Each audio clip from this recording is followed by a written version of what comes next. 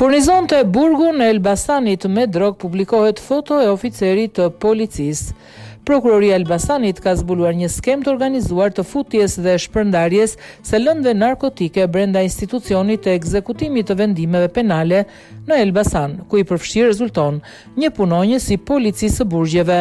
Sipas hetimeve, punonjësi në fjalë dyshohet se siguronte drog për të paraburgosurit drejt pagesave që varionin nga 100 deri 200.000 lekë të vjetra.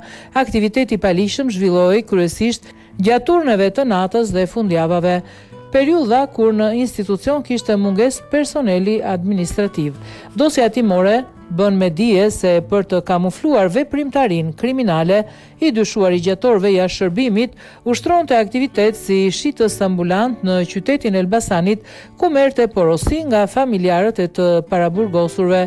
Në këtë skem dyshohet se janë përfshirë persona të tjerë të cilët ndërmjetësonin pagesat dhe futjen e lëndës narkotike në institucion për përfitime personale, bazuar në përgjigje telefonike dhe ambientale, vëzhgimet dhe dokumentimin filmik. Prokuroria ka krijuar dyshime të arsyeshme për përfshirjen e tyre në veprat penale të prodhimit dhe shitjes së narkotikëve, si dhe futjes së sendeve të ndaluara në institucionet e ekzekutimit të vendimeve në burg.